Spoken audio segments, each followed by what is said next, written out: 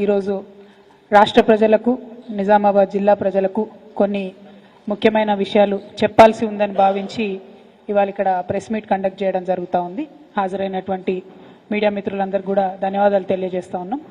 గౌరవ మాజీ మంత్రివర్యులు ప్రశాంత్ రెడ్డి గారు, స్థానిక అట్లానే గౌరవ నాయకులు పెద్దలు మాజీ ఎమ్మెల్యే గారు బాజిరెడ్డి గోవర్ధన్ గారు, అట్లానే మేయర్ గారు నీతు కిరణ్ గారు, అలీంబాయి గారు, విఠలరావు గారు, హాజరైనటువంటి తమ్ముడు జగన్ గారు, శిల్పరాజు గారు, అందరికీ పేరు పేరున ప్రతి ఒక్కరికి కూడా హృదయపూర్వకంగా నమస్కారాలు తెలియజేస్తా ఉన్నాను. సీనియర్ నాయకులు కొత్తూరు లక్ష్మారెడ్డి గారు, నవీద్ ఇక్బాల్ గారు, అట్లానే హాజరైన వారందరికీ ధన్యవాదాలు. జిల్లా ఇట్లా ఈరోజు జిల్లాలో ఉన్నటువంటి ప్రతి ఒక్కరం కూడా మనం చూసినాం. సంక్రాంతి సందర్భంగా చాలా మంచి పని చేస్తున్నామని చెప్పి ఒక అనౌన్స్మెంట్ చేసి మన ఎంపీ గారు ధర్మపురి అరవింద్ గారు, పీయూష్ గోయల్ గారు, అట్లానే బండి సంజయ్ గారు, మరి ఇక్కడ జిల్లాలో ఉన్నటువంటి ఇద్దరు బీజేపీ ఎమ్మెల్యేలు అందరూ కూడా కలిసి సంక్రాంతి రోజు పసుపు బోర్డు ప్రకటించడం జరుగుతూ ఉన్నది. పసుపు బోర్డు ప్రకటనను మనస్ఫూర్తిగా మేము స్వాగతిస్తూ ఉన్నాం. ప్రకటించినటువంటి విధానం పట్ల డెఫినెట్గా అభ్యంతరాలు ఉన్నాయి. కేవలం ఒక బీజేపీ పార్టీ కార్యక్రమంలా చేసినారు తప్పితే కేంద్ర ప్రభుత్వం రాష్ట్ర ప్రభుత్వంలో ఉన్నటువంటి ప్రజాప్రతినిధులందరినీ ఇన్వాల్వ్ చేసే విధంగా కార్యక్రమం చేయకపోవడం కొంచెం బాధాకరం. ఎందుకంటే ఏ ఒక్క ప్రోటోకాల్ కానీ పద్ధతిని కానీ పాటించకుండా బీజేపీ మంత్రులు, బీజేపీ ఎమ్మెల్యేలు కూర్చొని, బీజేపీ ఎంపీ కూర్చొని మరి అనౌన్స్మెంట్ చేయడం జరిగింది. రాష్ట్ర ప్రభుత్వంలో ఉండే వ్యవసాయ శాఖ మంత్రిని కానీ ఎట్లాగే జిల్లాలో ఉన్నటువంటి స్థానిక ప్రజాప్రతినిధులమైనటువంటి మా ఎవరిని కూడా ఇన్వాల్వ్ చేయకపోవడం కొంచెం బాధాకరమే. ప్రజలు కూడా ఈ విషయాన్ని గమనించారని చెప్పి నేను భావిస్తూ ఉన్నాను. ఇవాళ పసుపు బోర్డు గురించి చాలా విషయాలు ఆ రోజు మాట్లాడడం జరిగింది. నిజానికి ఈ పసుపు బోర్డు ఆలోచన చేసినప్పుడు 2014 కన్నా ముందు, ఎన్నికలకు వెళ్లే ముందు నేను పసుపు రైతులందరితో మాట్లాడినప్పుడు ఆల్రెడీ 15-20 ఏళ్ల నుంచి మేము ఉద్యమాలు చేస్తూ ఉన్నాం, కానీ ఎవరు కూడా పట్టించుకుంటలేరు. అప్పటికే అధికారంలో ఉన్నటువంటి 10 ఏళ్ల నుంచి అధికారంలో ఉన్న కాంగ్రెస్ పట్టించుకోలేదు. అంతకుముందు భారతీయ జనతా పార్టీ అధికారంలో ఉన్నప్పుడు కొద్దిగా పాజిటివ్గా స్పందించారు, కానీ మళ్ళీ ఎప్పుడు పట్టించుకోలేదని పసుపు రైతులందరూ కూడా చెప్పడం జరిగింది. చెప్పిన తర్వాత ఆ ఇష్యూ టేకప్ చేసి ఒకవేళ నన్ను మీరు ఎంపీగా గెలిపిస్తే ఖచ్చితంగా నా వంతు ప్రయత్నం చేస్తానని ఆనాడు 2014 కన్నా ముందు పసుపు రైతులకు మాటిచ్చి మరి మేము ముందుకెళ్ళడం జరిగింది. మాటిచ్చినట్టుగానే 2014 నుంచి మొదలు పెడితే 2018 జూన్ వరకు, అంటే 2019లో ఎన్నికలు వచ్చినాయి, దాదాపు మళ్ళా ఎన్నికలు వచ్చే వరకు 5 సంవత్సరాలు నేను పార్లమెంట్ సభ్యురాలుగా ఉన్నప్పుడు చేసినటువంటి కార్యక్రమాలన్నీ కూడా ప్రెస్ మిత్రులందరికీ కూడా మరి ఒక 30 డాక్యుమెంట్లు దాదాపుగా మీకు అందించడం జరిగింది. ఎంపీగా నేను మే 16 నాడు ఎన్నికైతే నెల లోపలనే, అంటే 12 జూన్ 2014లోనే అప్పుడు నిర్మలా సీతారామన్ గారు కామర్స్ మంత్రి గారు ఉన్నారు, వారికి ఉత్తరం రాయడంతో ప్రారంభిస్తే ఆనాటి నుండి ప్రధానమంత్రి గారిని 2 సార్లు కలవడం, స్పైసెస్ పార్క్ ఒక పక్క పసుపు బోర్డు కోసం ప్రయత్నం చేస్తూనే ఇంకొక పక్క పసుపు ఆధారంగా రావాల్సినటువంటి పరిశ్రమల కోసం మాట్లాడుతూ ఈ దేశంలోకి పసుపు బాగా దిగుమతి అవుతున్నది, దానివల్ల పసుపు రైతులు నష్టపోతా ఉన్నారు, దిగుమతులు అన్నీ ఆపాలని చెప్పి ఇంకొక పక్క డిమాండ్ చేస్తూ పసుపు బోర్డుతో పాటు పసుపుకు మద్దతు ధర 15,000 రూపాయలు ఇవ్వాలని చెప్పి డిమాండ్ చేస్తూ ఒక త్రిముఖ వ్యూహంతో నేను 5 ఏళ్లు అలుపెరగని పోరాటం చేసిన విషయాన్ని నిజామాబాద్ జిల్లా రైతులందరూ కూడా నేను గుర్తు చేస్తా ఉన్నాను. ఎందుకంటే ఒక బోర్డు రావడంతో సంపూర్ణం కాదు.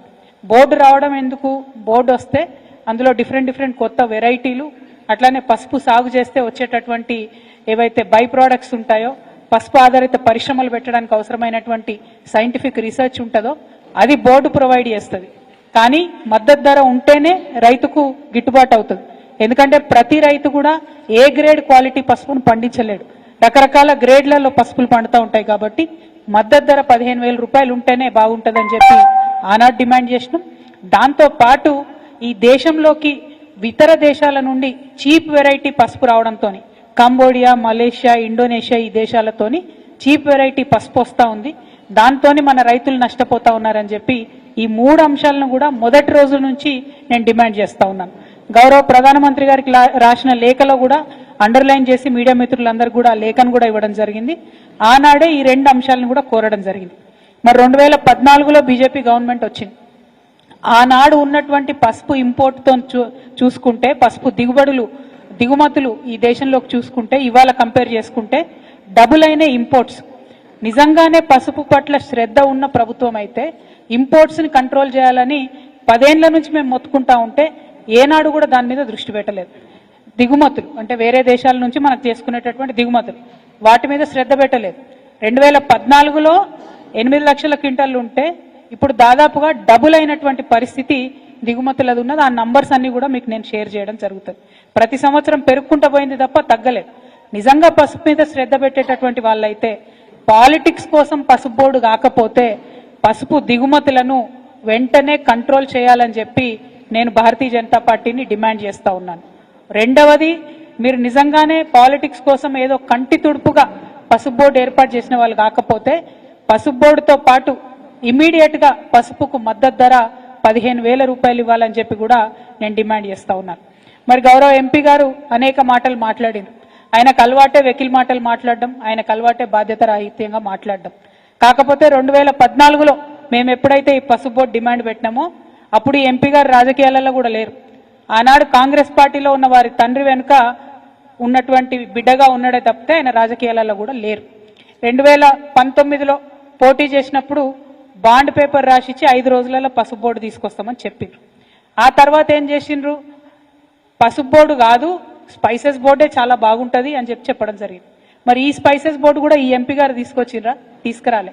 నేను ఎంపీగా ఉన్నప్పుడు మా ఎమ్మెల్యేలందరం ఒక 5-6 ముఖ్యమంత్రుల దగ్గరికి పోతే ప్రధానమంత్రి గారిని 2 సార్లు కలిస్తే అప్పుడున్నటువంటి కామర్స్ మినిస్టర్ నిర్మలా సీతారామన్ గారిని తర్వాత సురేష్ ప్రభు గారు ఎంటబడితే రీజనల్ పసుపు బోర్డు అనేటటువంటిది మా ప్రభుత్వ హయాంలోనే అన్న మంత్రి గారుగా ఉన్నప్పుడే మనము ఆనాడు ఆర్టీసీ చైర్మన్గా బాజిరెడ్డి గారు ఉన్నప్పుడే ఇక్కడ సపరేట్గా ఒక ప్లేస్ ఇచ్చి హైడ్రాలజీ డిపార్ట్మెంట్ దగ్గర ఒక ప్లేస్ ఇచ్చి దాంట్లో స్పైసెస్ బోర్డు మనం పెట్టడం జరిగింది. అది కూడా నా గొప్పతనమైన ఇవాళ అరవింద్ గారు మాట్లాడడం నిజంగా హాస్యాస్పదం. ఇంకో మాట ఏమన్నాడు ఆయన, స్పైసెస్ బోర్డు బెంజ్ కారు లాంటిది, పసుపు బోర్డు అంబాసిడర్ కారు లాంటిది. ఆనాడు అంబాసిడర్ కారు కోసం బాండ్ పేపర్ రాసిచ్చిన, కానీ మోడీ గారు నాకు బెంజ్ కారు ఇచ్చిండు ఆయన. కాబట్టి నిజామాబాద్ జిల్లా ప్రజలందరూ కూడా ఆనందంతో ఉత్సవాలు చేసుకోవాలని ఆనాడు చెప్పారు. మరి అలా పసుపు బోర్డు ఎందుకు ఇచ్చినట్టు? ఒకవేళ ఆల్రెడీ బెంజ్ కారు ఉంటే మళ్ళీ అంబాసిడర్ కారు ఎందుకు ఇచ్చినట్టు? అంటే ఈ వైరుధ్యం ఏంది? మీరు మాట్లాడే మాటలలో అన్ని వీడియో రికార్డ్స్ ఉన్నాయి. ఇవాళ రేపు నేను మాట్లాడలే మీరు తొండి అంటున్నారని కూడా లేదు. ఆయన ట్విట్టర్లోనే ఆయన ఫేస్బుక్లోనే మొత్తం అన్ని వీడియోస్ కూడా ఉన్నాయి. ఏది అరవింద్ గారు వేస్ట్, పసుపు బోర్డు కాలం అయిపోయింది, పసుపు బోర్డు కాలం చెల్లిపోయింది, పసుపు బోర్డుతో అయ్యేది లేదు పోయేది లేదు కాబట్టే స్పైసెస్ బోర్డు చాలా బాగుందని ఆయన బాకా ఊదిన వీడియోలు అన్నీ కూడా ఉన్నాయి. మరి దాన్ని ఏమంటారు అన్నటువంటిది ఇవాళ బీజేపీ పార్టీ చెప్పాలి. ఎప్పటికప్పుడు ఆనాటి మందమే మాట్లాడి తప్పించుకొని తిరుగుదామంటే ప్రజలు ప్రతి ఒక్క విషయాన్ని గమనిస్తారన్న విషయం రాజకీయాల్లో ఉన్న ప్రతి ఒక్కరం కూడా చూసుకోవాలి. హుందాగా మాట్లాడాలి. మీరు పసుపు బోర్డు తీసుకొచ్చారు, సంతోషం, వెల్కమ్ చేస్తున్నాం. చాలా సంవత్సరాల డిమాండ్, మంచిది, ఇబ్బంది లేదు. కానీ పసుపు బోర్డు ఒక్కటే అంతిమ సొల్యూషన్ కాదు. దీనికి త్రిముఖ వ్యూహం ఉండాలి. ఆ త్రిముఖ వ్యూహంలో ఇంకొకటి ఖచ్చితంగా పసుపుకు మద్దతు ధర రావాలి. మూడవది మన దేశంలోకి వచ్చేటటువంటి పసుపు దిగుమతులన్నీ కూడా ఆగిపోవాలి. ఇంకొక విషయం, ఇప్పుడున్నటువంటి కాంగ్రెస్ పార్టీ ప్రభుత్వాన్ని కూడా మేము డిమాండ్ చేస్తూ ఉన్నాం. మేము అధికారంలో ఉన్నప్పుడు గౌరవ పెద్దలు కేసీఆర్ గారు పార్లమెంట్లో మేము 2015లో మాట్లాడి మరి మాకు స్పైసెస్ పార్క్ ఇవ్వండి, పసుపు ఆధారిత పరిశ్రమలకు అవకాశం ఇవ్వండి అంటే ఆనాడు కేంద్రం రాసిన ఉత్తరం ఉంది, మేము డబ్బులు ఇవ్వము, మీరే డబ్బులు పెట్టుకోండి, మీరే ల్యాండ్ ఇవ్వండి, మీరే పరిశ్రమలు తెచ్చుకోండి అని వాళ్ళు చేతులు దులిపేసుకున్నారు. కేవలం మేము స్పైసెస్ బోర్డు నుంచి మీకు డిపిఆర్ చేసిస్తాం, ప్లాన్ చేసిస్తామని చెప్తే వేల్పూర్ దగ్గర ప్రశాంత్ రెడ్డి గారి ఆధ్వర్యంలో ఆనాడు 42 ఎకరాలు మేము తీసుకొని స్పైస్ పార్క్కి ల్యాండ్ ఇవ్వడం జరిగింది. దాన్ని స్పైసెస్ బోర్డు ఇచ్చినటువంటి డిపిఆర్ ప్రకారం కంప్లీట్గా అభివృద్ధి చేయడం కూడా జరిగింది. ఇప్పుడు ఉన్నటువంటి కాంగ్రెస్ ప్రభుత్వాన్ని మేము చేసే డిమాండ్ ఏంటంటే అక్కడికి పరిశ్రమలు తీసుకొని రండి, మీరు అక్కడికి పసుపు ఆధారిత వ్యవసాయ ఆధారిత పరిశ్రమలు తీసుకొని రండి. దాని ద్వారా నిజామాబాద్ జిల్లా యువకులందరికీ కూడా ఉద్యోగాలు వచ్చేటటువంటి ఆస్కారం ఉంటుంది. మరి ఇప్పుడు ఉన్నటువంటి ఎంపీ గారిని కూడా డిమాండ్ చేస్తూ ఉన్నాం. నేనేదో రైలు తెచ్చినా నేను రైలు తెంగానే ధర డబుల్ అయింది త్రిబుల్ అయింది అని చెప్పి మరి గాలి మాటలు మాట్లాడుతూ ఉన్నారు. పసుపు ధర ప్రతి 3వ సంవత్సరం పసుపు ఎవరు ఏం చేసినా చేయకున్నా బంగారం లెక్క పసుపు ధర పెరుగుతుంది. దాంట్లో ఎవరు చేసేది ఏం లేదు. కానీ ఎప్పుడైతే డిమాండ్ ఉండదో ఆ సంవత్సరంలో రైతులు మనం ఆదుకోవాల్సినటువంటి అవసరం ఉంటుంది. కాబట్టే మినిమం సపోర్ట్ ప్రైస్ తీసుకురావాల్సిందిగా ఎంపీ గారిని నేను డిమాండ్ చేస్తూ ఉన్నాను. అట్లానే జక్రాన్పల్లిలో అన్న పెద్దన్న బాజిరెడ్డి అన్న గారి ఆధ్వర్యంలో 800 ఎకరాల భూమిని మేము సేకరించి కంప్లీట్గా ఎయిర్పోర్ట్కి సూటబుల్ కండిషన్స్ అన్నీ కూడా క్రియేట్ చేసి దానికి మా ప్రభుత్వం నుంచి లేఖ కూడా రాసినాం. కేసీఆర్ గారు ముఖ్యమంత్రిగా ఉన్నప్పుడే ఎన్ఓసి కూడా రావడం జరిగింది దానికోసం. మరి ఇప్పుడు అక్కడ ఎయిర్పోర్ట్ తీసుకొని రావాల్సిందిగా ఎంపీ ధర్మపురి అరవింద్ గారిని నేను డిమాండ్ చేస్తూ ఉన్నా. ఎయిర్పోర్ట్ వస్తే పసుపు బాగుపడుతుంది, రైలు వస్తే పసుపు బాగుపడుతుంది అని అనేక మాటలు నిన్న తను ప్రెస్ మీట్లో చెప్పిండ్రు. వెల్కమ్ చేస్తూ ఉన్నాం మీ థింకింగ్ ప్రాసెస్ని. కానీ వాటిని పరిపూర్ణం చేయండి. కేవలం వాటిని ఎన్నికల హామీగా మిగిల్చి మరి జిల్లా రైతాంగాన్ని మోసం చేయొద్దు అని చెప్పి భారతీయ జనతా పార్టీని మేము డిమాండ్ చేస్తూ మేము చేసినటువంటి ప్రతి ఒక్క ఎఫర్ట్ని కూడా మీకు దాదాపుగా 30 పైచిలకు డాక్యుమెంట్స్ ఉన్నాయి. మేము వివిధ ముఖ్యమంత్రులతోని తిరిగి తీసుకొచ్చినటువంటి ఉత్తరాలు, మేము బిల్డ్ చేసినటువంటి ప్రెషరు, దాంతోపాటు పార్లమెంట్లో ఆనాడే ఒక ప్రైవేట్ మెంబర్స్ బిల్లు కూడా మనం పెట్టడం జరిగింది.